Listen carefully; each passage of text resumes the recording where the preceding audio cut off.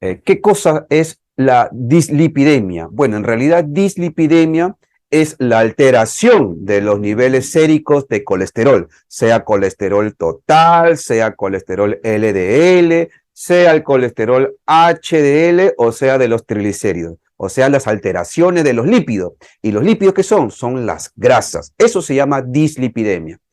Y hay que recordar que el colesterol total es la suma del colesterol, ya sea colesterol LDL, colesterol HDL y el colesterol VLDL. O sea, el total es la suma de todos. Ahí no incluye los triglicéridos. Por eso que una cosa es colesterol total y otra cosa es triglicéridos. Ahora, ¿por qué es importante la dislipidemia? Porque sabemos que el colesterol o la grasa, ¿no? Si se encuentran muy elevadas a nivel plasmático, porque en realidad el colesterol como sustancia grasa no es mala. Todas las células del cuerpo necesitan grasas en sus membranas, en lo que recubre cada célula de nuestro cuerpo. Pero también se puede encontrar este colesterol libre en el plasma sanguíneo, en la sangre, y lamentablemente se puede acumular y puede producir un componente inflamatorio dentro de las arterias. Y justamente al producir esto nos da riesgo cardiovascular, o sea, el riesgo de que las arterias se dañen, se inflamen, se tapen y se obstruya la circulación, el flujo sanguíneo. Y esto puede pasar tanto en el corazón, puede pasar en los intestinos, puede pasar en el cerebro y son los famosos infartos, ¿no? Y como les había dicho, existen tres tipos de colesterol, el VLDL, el HDL y el LDL. Y también hay que saber cuáles son los valores que se consideran saludables, ¿no? Porque es algo que preguntan siempre, ¿no? ¿Tengo colesterol alto? ¿No? Ojo, tener el colesterol alto o alguno de los valores altos significa un riesgo, pero es un factor más para uno calcular un riesgo cardiovascular total. Gente de 28, de 25 años con colesterol y triglicéridos altos, esto sí va a hacer daño en un futuro porque está comenzando a inflamar las arterias desde etapas tempranas de la vida. Bueno, el único colesterol que más bien si lo tenemos alto no es algo malo, sino más bien asociado a beneficio cardiovascular, es el HDL.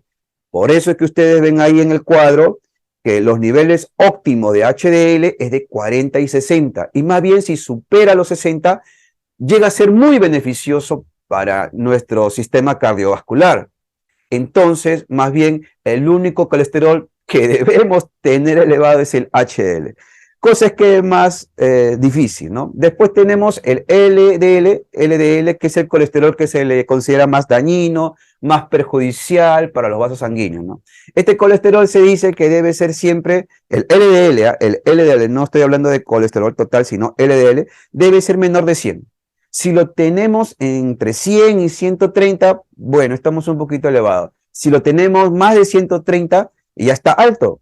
Y si lo tenemos más de 190, ya está muy, muy alto, ¿no? Eso sí, es importante incluso trabajar con la terapia farmacológica. El VLDL también tiene sus mediciones, ¿no? Obviamente, si es alto es perjudicial, porque igual que el LDL, como que es un precursor y tiende mucho pues a oxidarse dentro de las arterias. Y el colesterol total como total siempre tiene que ser menor de 200, pero ojo, el colesterol total incluye el HDL, que es beneficioso. Así que no es bueno solamente medir así el colesterol total. Hay que medir las fracciones del colesterol para saber bien cuál es la variable de riesgo, ¿no?, que tiene el paciente. Y obviamente los triglicéridos, para que realmente hagan daño digamos, al corazón, tiene que ser más de 150, ¿no? Pero cuando tenemos triglicéridos muy altos, sobre todo los que pasan los 500, aunque no lo crean, antes de hacer daño al corazón, dañan al páncreas. La hipertrigliceridemia está muy asociada a pancreatitis, así que hay que cuidar los triglicéridos no solo por el riesgo cardiovascular que no es tan alto, sino por el riesgo de dañarnos el páncreas. Y eso también puede ser muy perjudicial para nuestra salud. Así que estos más o menos son los valores que estoy diciendo que debemos tener en cuenta para de alguna manera protegernos de cualquier evento que puedan dañar al corazón, al cerebro o a todo tipo de circulación, como puede ser también la circulación en las piernas, ¿no? que a veces están ahí involucradas, ¿no? Entonces, viene la disyuntiva siempre, la ingesta de grasas, para mejorar el colesterol. Porque el colesterol es grasa, solo que siempre tenemos el concepto de grasas buenas o grasas malas. En realidad, es real, ¿sí? Hay grasas que son muy, muy malas, pero debemos entender que hay alimentos que tienen muchas mezclas de ambas. El equilibrio más bien del alimento es el que nos va a dar la proporción de generar mejor colesterol bueno o bajar el colesterol malo o LDL, ¿no? Y lo otro que tenemos que saber es que si tenemos el colesterol alto, el concepto de decir entonces no como grasa. No, eso no es así, eso es malo. El cuadrito que he puesto ahí es la distribución de calorías saludable. ¿Qué quiere decir? Quiere decir que si yo necesito, de acuerdo a mis actividades físicas, de acuerdo a la constitución de mi cuerpo, de acuerdo al peso saludable que yo debería tener, que debería consumir, por ejemplo, 1500, 2000 calorías, por ejemplo, que es lo habitual, esas 2000 calorías dependen el 50% de los carbohidratos. Eso sí tiene que quedar claro. No es que yo voy a bajar mi carbohidrato, voy a hacer una dieta tipo de carbohidrato así baja, no. El 50% tiene que venir, tiene que proporcionarme de mi energía de los carbohidratos, ¿no? Igual con la grasa. El 30% de las calorías tienen que venir de las grasas. Yo tengo que comer grasas, sino que tengo que saber qué tipo de grasa comer. Y lo restante de las proteínas. Y ahora, para el mejor manejo del colesterol y los triglicéridos, es lo que he puesto ahí en esa franjita, muy chiquito, que es de la fibra. La fibra no aporta calorías, pero es una necesidad constante de todos los días para que justamente tener un mejor metabolismo corporal. Entonces vamos a hablar de las grasas de las dietas. Las grasas de las dietas, ¿cómo se llaman? Se llaman ácidos grasos. Y los ácidos grasos están divididos en tres grupos, en grasas saturadas, en grasas insaturadas, que son de dos tipos. Tenemos los ácidos grasos monoinsaturados y los ácidos grasos poliinsaturados. Es importante porque debemos conocer que estos tres tipos de grasa son los que tienen que encontrar un equilibrio en la dieta para que justamente no hacernos daños en la ingesta de grasa. Entonces vamos un poquito a detallar un poco más, ¿no? ¿Cuáles son las recomendaciones de la ingesta de grasa saludable? Primero, que las grasas saturadas tienen que ser de muy poco porcentaje, menos del 7%. Menos del 7% tiene que ser grasa saturada. Y esas grasas saturadas, lo que tiene que ser pues tan bajo, no se pueden sustituir por carbohidratos simples, es decir, todo lo que es pan, bollería, no se puede sustituir, ¿no? Y la segunda pregunta importante es, ¿qué son grasas saturadas? ¿Por qué las grasas saturadas hacen tanto daño? Porque al estar saturadas rápidamente producen inflamación a los vasos sanguíneos, producen esas placas, la arteriosclerosis. ¿Dónde encuentro la grasa saturada? En la grasa animal, en esa parte blanca que encontramos en el pollito, en la carne. Esa es la grasa saturada, ¿no? En las mantecas. Todo producto que sea manteca animal o vegetal es dañina, es grasa saturada. El aceite de coco es grasa saturada. El aceite de palma es grasa saturada. Por eso es que la manteca de la palma es muy perjudicial. Y obviamente también lo encontramos en algunos lácteos con abundante grasa, como es la mantequilla también, ¿no? Pero ojo que la mantequilla hay que tener cuidado porque aunque es grasa saturada, también tiene un poco de grasa insaturada, ¿no? Se lo vamos a hablar. Pero ¿dónde encontramos más grasa saturada? Pues en los productos procesados, o sea, que no son netamente productos hechos o elaborados a base de carne magra. Por ejemplo, las famosas jamonadas, yo he puesto ahí la foto, ¿no? Todo lo que te dice jamón, jamonada, no creas que es pues el lomo, ¿no? De la carne animal, no. Muchas veces viene ya mezclada con almidones, con azúcares, con mayor grasa, ¿no? Y esas son sumamente perjudiciales. Las grasas saturadas se concentran principalmente ahí. Entonces, hay que saber. Entonces, cuando te comas tu jamonada, tu salame, te estás dañando las arterias. Entonces, no importa que sea jamón artesanal, jamonada de pavita, San Fernando, no existe que haya jamonada de pavita porque sigue siendo un alimento procesado. Entonces es importante que esas grasas saturadas sea lo mínimo de tu dieta, porque esas son las que más daño hacen a las arterias. A veces incluso tienen mucha sal estos productos. Entonces hay pacientes que son hipertensos, también les malogra la presión. Incrementa mucho, no solamente del colesterol, sino también el incremento de producción hepática de triglicéridos. Así que no se aconseja este tipo de alimentos en pacientes que tienen el colesterol o triglicéridos altos. Es importante saber que la gente come alimentos, no nutrientes individuales. Uno no va a estar buscando grasa saturada, no, sino que siempre hay que ver qué alimentos tienen una mezcla buena. Por ejemplo, ahí le pongo la palta, ¿no? Miren, en ese cuadro, la palta tiene la misma cantidad de grasa saturada que 3 rebanadas de tocino. Entonces tú me vas a decir, ¿cómo? ¿Qué? ¿Pero cómo me va a recomendar comer palta? Pero se ha visto que comer palta, hasta una palta y media pequeña, obviamente, al día, reduce el colesterol malo, el LDL. ¿Y por qué? ¿Por qué? Porque la palta, aunque tenga grasa saturada, tiene un alto grado de grasa insaturada y sobre todo la poliinsaturada, los PUFA. Entonces, este alimento, más bien este alimento que tiene una mayor cantidad de PUFA o ácido graso poliinsaturado, esos sí están protegiendo mis arterias y mis venas. Entonces, por ejemplo, en un gráfico que he sacado de una revista cardiológica, ustedes van a ver cuáles son las grasas buenas para nuestro corazón. Incluso he puesto ahí un corazón que corre, el corazón de Yunica que corre, el MUFA y el PUFA, ¿no?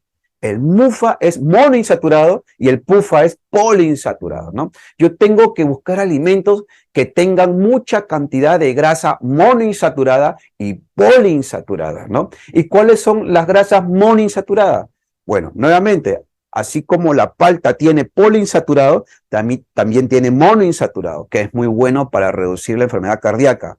Por excelencia, el ácido graso oleico, que ya más o menos pueden imaginarse de qué es, el aceite de oliva. Es una grasa pura monoinsaturada, una grasa muy buena. Incluso hay estudios que voy a mostrar que demuestran que el aceite de oliva previene el desarrollo de diabetes tipo 2, incluso en personas que han hecho ensayos clínicos tomando 1 litro de aceite semanal. Así que es de lo más bueno para el corazón y de lo más bueno para nuestras arterias. Y por supuesto los frutos secos, las almendras, las nueces se caracterizan también por tener los 2 tipos de ácidos grasos insaturados, ¿no? Los mono y los poliinsaturados, ¿no? Las grasas poliinsaturadas son las famosas omegas, pero principalmente la omega 3. La omega 3 es muy bueno, ¿no? Incluso hace mucho tiempo se hizo un estudio que voy a mostrar que se llama el estudio de los 7 países y se dieron cuenta que en regiones donde comían mucho pescado de la zona del Mediterráneo, comían mucho fruto seco, mucha cantidad tenían de omega 3. Pues vieron que la gente era longeva y no sufría de problemas cardiovasculares. ¿Por qué? Porque justamente consumían alimentos ricos en grasas poliinsaturadas omega 3. Los ácidos linolénicos, el EPA, el ácido eicosapentanoico, el DHA, el ácido decohexaenoico, ¿no? Entonces ahí está el bonito, la caballa, son pescados que tienen mucho omega 3, las sardinas, el huevo voy a hablar en otra ocasión, ¿no? Los pescados, las semillas de lino, las semillas de chía, la soya, ¿no? Entre otros granos, ¿no? Tienen mucho omega 3, ¿no? Que tienen el ácido eicosapentanoico, el EPA, y el DHA, ácido decohexaenoico, ¿no? Ahora, ¿qué es lo dañino? ¿Qué es? ¿No? Pues las grasas saturadas, ¿no? Las famosas grasas trans son las grasas muy dañinas, ¿no? Cuando no las encuentran en las etiquetas, ¿qué dice? Grasa parcialmente hidrogenada, ¿no? Esas sí te matan el corazón, te matan las arterias. Entonces, es importante reconocer dónde están las grasas trans. Las grasas trans están en todos los productos que son pastelería. Perdóname los que trabajan en pastelería, ¿no? Los que son de pastelería, de industria. Las gaseosas incluso también tienen, ¿no? Las frituras, los snacks, las galletas que son para comprar, las donas, todo lo que incluye algún tipo de manteca industrial, tienes grasas trans. Así que hay que saber que esas grasas tienen que ser menos del 1%, aunque sea en realidad no deberíamos consumir nada. Y lo otro, los carbohidratos refinados o los carbohidratos simples, ¿no? Todo lo que son carbohidratos simples son carbohidratos que elevan rápidamente el azúcar en la sangre, ¿no? Y al elevarla rápidamente el azúcar en la sangre, primero nos hacen daño y segundo, aumenta la producción de triglicéridos. Por eso es que incluso cuando mezclamos grasas saturadas con carbohidratos simples, por ejemplo, ¿no? Freír las papas, las famosas papas fritas, ¿no? El cake con el glaseado encima, ¿no? Las galletitas de Oreo con la crema esta de manteca adentro, ¿no? Las hamburguesas, las pizzas, estas mezclas sabemos que son totalmente perjudiciales. No podemos decir que no hay que darnos un gustito, pero ya hay que saber que esos gustitos tienen un costo en nuestras arterias. Así que estos dos productos, las grasas trans y mezclar grasas saturadas con carbohidratos simples, son como mezclas mortales para nuestro beneficio cardíaco y también cerebral, ¿no? Segundo, no es importante solo comer grasas buenas, también es importante comer carbohidratos saludables. ¿Por qué? Porque los carbohidratos saludables o los carbohidratos complejos tienen en su componente fibra. Y justamente esto hace que la forma de absorber el azúcar que viene de los carbohidratos sea lenta, sea pausada, que los triglicéridos bajen y que el colesterol también baje. Entonces tenemos que comer carbohidratos complejos. ¿Cuáles son? El camote, la pasta integral, el arroz integral, las menestras, principalmente lenteja y garbanzo, el pan integral, la avena, las frutas, las verduras. Todos estos son carbohidratos que se aconsejan. Y obviamente no consumir los carbohidratos simples que ya he explicado bastante, ¿no? Que es la mezcla de grasas con harinas, ¿no? Conocer bien los granos integrales. Todos los granos integrales van a bajar el colesterol, todos van a bajar. A la cabeza, la avena, ¿no? Porque la hojuela de avena se ha visto que baja ambos niveles, tanto el colesterol LDL como de los triglicéridos. La quinoa es muy buena. El trigo entero tiene bastante fibra, ¿no? El garbanzo, la lenteja, todo tipo de frijoles. Uno de los más estudiados es el frijol negro, la chía, el centeno, el lino, ¿no? Por eso se aconseja que los panes o los fideos o las pastas integrales son mucho mejor de las que son puro harina de trigo. Entonces necesitamos consumir granos integrales y esto debería ser una costumbre diaria, ¿no? Ahora, un punto importante es la fibra. Ojo, miren, hay un requerimiento que eso normalmente los nutricionistas lo manejan, que es un consumo de fibra alto, 30, 40 gramos, es alto, pero es la fibra justamente la principal o el principal componente nutricional que regula los triglicéridos y el colesterol, pero no cualquier fibra. Ahí he puesto bien claro, la fibra soluble. Y es importante que ustedes entiendan que existen dos tipos de fibra, la fibra soluble y la fibra insoluble. La fibra soluble es la más recomendada para los pacientes que tienen hipercolesterolemia, o sea, colesterol alto y los triglicéridos altos. ¿Y por qué se dice soluble? Porque es media, la mayoría de veces esta fibra se forma media gomosa, ¿no? Los productos que lo tienen forman así como una goma, y no es la relacionada a evitar el estreñimiento, sino la relacionada a evitar que el azúcar suba, se trepe cuando comemos, y la que nos ayuda a eliminar el colesterol por las heces y la que baja la producción hepática de triglicéridos. ¿Dónde encontramos esta fibra soluble? Sobre todo la que nosotros denominamos la pectina. La pectina, miren la foto, ¿en dónde encontramos la pectina? Las hojuelas de avena. Las hojuelas también de salvado, también son buenas para bajar el colesterol. Los frutos rojos, yo diría frutos en general, arándanos, frutos rojos, azules, también, ¿no? Nos ayudan. También la fresa, frambuesa, tienen mucha pectina, fibra soluble, nos ayuda para el manejo de los triglicéridos, la manzana, el pepino, el kiwi, la zanahoria, bueno, la cebada, las nueces, son llenas de esta fibra soluble que tienen este componente que se llama pectina, que nos ayuda mucho a limpiar las arterias, ¿no? Entonces, ¿cuáles son las recomendaciones? Un poco con esta foto quiero decir que debemos comer unas mezclas saludables, ¿no? Comer grasas poliinsaturadas con granos integrales, ¿no? Por ejemplo, en estas formas que se están dando de la doctora Esmeralda Quiroz, estos tappings, ¿no? Que lleva quinoa, ¿no? Que la están mezclando con atún, que la están mezclando con zanahoria rallada, que lo están mezclando con palta, ¿no? Este snack o aperitivo me parece muy bueno, ¿no? Que también se puede poner en plato, ¿no? Pero estamos haciendo una muy buena mezcla de grasas, ¿no? Poliinsaturadas que tiene el atún, que tiene la palta, y de granos integrales donde está la quinoa, ¿no? Y donde está la fibra en la zanahoria, ¿no? Es importante porque debemos consumir de 5 o más porciones de verduras, de frutas y verduras al día, ¿no? Y, por supuesto, las principales integrales, productos como la avena, ¿no? Que debería consumirse seguido también, ¿no? ¿Y a qué cosas debemos decir no? Y debemos aprender a decir no, que está relacionado con nuestra dieta normal. Pues la panadería dulce sobre todo, ¿no? Los que han salido de moda mucho, los cupcakes, ¿no? Que son hechos con manteca, con glaseado encima, puras grasas trans, gaseosas, zumo de fruta, o sea, los jugos que nos venden envasados, ¿no? Tienen bastante azúcar, eso eleva mucho los triglicéridos, las gaseosas elevan también, las frituras, y sobre todo que están mezclándolos con productos animales, las carnes procesadas, y por último, no consumir alcohol, que está relacionado con el aumento de triglicéridos. Es como un estímulo. Una vez que el alcohol entra en nuestro cuerpo, inmediatamente le dice al hígado, oye, chochera, prodúceme triglicéridos, y ahí sale triglicéridos. Por eso, sobre todo para pacientes que ya manejan triglicéridos altos, tienen que disminuir su producción del consumo a cero de alcohol, ¿no? A cero. Así me interesa si es vino, no se debe consumir alcohol. Y bueno, vamos a terminar. Aquí les dejo para los que quieran los enlaces de los diferentes estudios de lo que hemos hablado.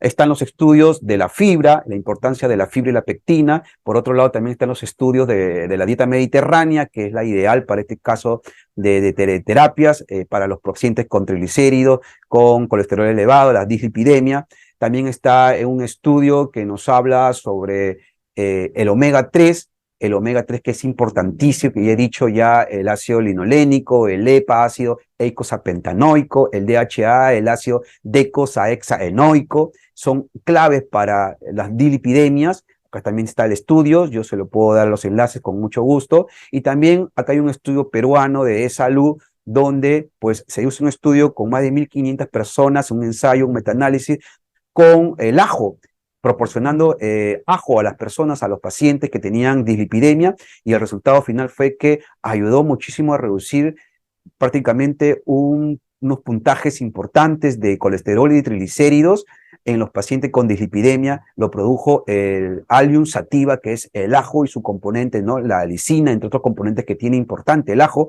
ayuda bastante. Entonces, este es un estudio también que yo los puedo dejar, que el ajo es una maravilla para el colesterol y triglicéridos. Algunas plantas, fitoterapia, plantas naturales para dar a nuestros pacientes, que podemos ayudar: el diente de león, el Cardus marianus, la alcachofa, otras plantas importantes como fitoterapia también ayuda, también comprobado. Las referencias bibliográficas que de todos estos estudios y todo el material que he traído hoy día. Y por supuesto, por último, un almuerzo modelo: tu comida sea tu medicina y tu medicina sea tu comida. Hipócrates, ¿no? El padre de la medicina. Entonces, que en este almuerzo tenemos un desayuno, un vaso de jugo de piña con caigua en desayuno, con una taza de leche descremada o soya mejor, un pan integral con palta, ahí está, poliinsaturado. Media mañana, una taza de papaya picada con una cucharada de linaza en polvo, más omega. En el almuerzo, un plato grande de ensalada de verduras frescas, sazonadas con aceite de sacha inchi, echarle sacha inchi, que es una maravilla, tiene ácido graso omega 3, omega 6, poliinsaturado, monoinsaturado. Media taza de menestras guisada, lenteja, garbanzo, 100 gramos de pescado al horno guisado con orégano, y un refresco de fruta natural que recomiendo que sea el camu camu, puede ser, ¿no? Sin azúcar. Media tarde, una taza de ensalada de frutas con un poco de yogur light, o una fruta picada o una cucharadita de linaza en polvo. Y en la noche, en la cena, un saltado de vainitas con brócoli, con pollo sancochado, y media taza de papaya picada y una infusión. Y para culminar, les dejo un modelo de 7 días de una dieta estudiada, analizada por mi persona. Me he dedicado para hacerlo, a los que quieran. 7, 8 días de dieta, donde pongo también los valores de los macronutrientes, ¿no?